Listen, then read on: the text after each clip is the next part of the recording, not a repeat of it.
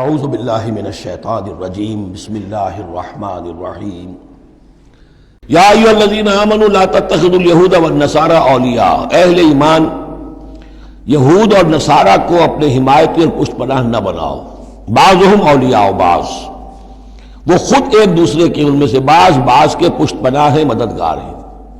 اس کے بارے میں حال ہی میں نے رائے ظاہر کی ہے کہ یہ در حقیقت پیشین گوئی تھی جو اس دور میں آ کر پوری ہوئی ہے۔ جب قرآن نازل ہوا ہے تب تو صورت وہ تھی جو ہم پڑھ آئے ہیں کہ اغرینا بینہم العداوۃ والبغضاء الی یوم القیامہ، ہم نے تو ان کے مابین دشمنی اور بغض پیدا کر دیا، دشمنی رہی ہے شدید ان کی آپس میں، اور ان کچھ تو خون ہوتا رہا ہے۔ لیکن یہ کہ ایک پیشن گوئی تھی جو پوری ہوئی ہے اس صدی میں آ کر، بالفور ڈکلیریشن کے بعد سے صورتحال یہ بنی ہے کہ ان کا گٹھ جوڑ شروع ہوا ہے، اور پھر اسرائیل کی حکومت قائم ہوئی ہے، اور وہ ہوئی ہے برطانیہ کے زیر اثر اور امریکہ کے زیر اثر، اور اب بھی اگر وہ قائم ہے تو اصل میں انہیں عیسائیوں کی سپورٹ کی وجہ سے قائم ہے۔ وہ عیسائی سپورٹ کیوں کر رہے ہیں کہ ان کے ممالک کی ساری معیشت کو یہودی جو بینکرز ہیں انہوں نے قابو میں کیا ہوا ہے۔ تو اب ان کا گٹھ جوڑ جو ہے وہ اس درجے ہو چکا ہے، آپس میں گتھ گئے ہیں کہ ان کی مالیات ساری عیسائی ممالک کی مالیات پر قبضہ ہے یہودیوں کا، لہذا اس کو ان کی ساری سپورٹ جو ہے ملٹری سپورٹ وہ یہودیوں کو حاصل ہو رہی ہے۔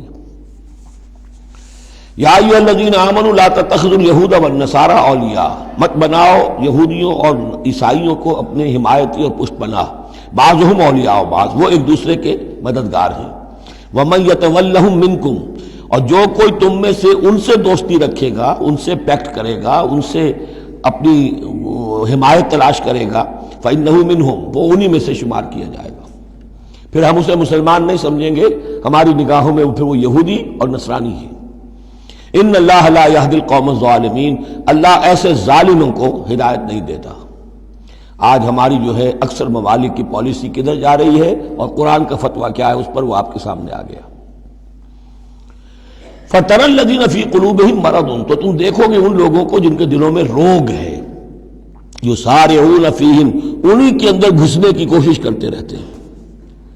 لے جاؤ کشمیر کا مسئلہ، پھر بھاگو UN کی طرف، پھر جاؤ فلاں اور پھر فلاں اداروں میں وہیں سے معاملات طے کرواؤ، گویا کہ ساری ہماری بھاگ دوڑ تگو دو جو ہے پھر یہی ہے کہ انہی کے اندر تَرَى الَّذِينَ فِي قُلُوبِهِم مَرَضٌ، کیوں؟ اس لیے کہ دلوں میں روگ ہے، نفاق ہے۔ ایمان ہو، اللہ پر اعتماد ہو، اللہ پر یقین ہو، اللہ سے خلوص اور اخلاص ہو تو یقین ہوگا اللہ مدد کرے گا ہماری۔ ان تنصروا اللہ ینصرکم، پھر آپ لڑ جائیں گے، بھڑ جائیں گے۔ جب وہ روگ ہے، اللہ پر اعتماد نہیں، خود اللہ کے ساتھ مخلص نہیں، توقع نہیں کہ اللہ مدد کرے گا، تو اب رہ گیا UN اور امریکہ بہادر۔ فَتَرَى الَّذِينَ فِي قُلُوبِهِم مَرَضٌ يُسَارِعُونَ فِيهِم، وہ تو انہی کے اندر گھستے رہتے ہیں، کوشش کرتے رہتے ہیں۔ یقولون نخشیٰ ان تصیبنا دائرہ، اب وہ کہتے یہ ہیں کہ ہمیں اندیشہ ہے کہ کوئی گردش زمانہ جو ہے اس کی ہم پر جو ہے کوئی مصیبت نہ آ جائے، ہم اس کے لیے ان کا سہارا لیتے ہیں۔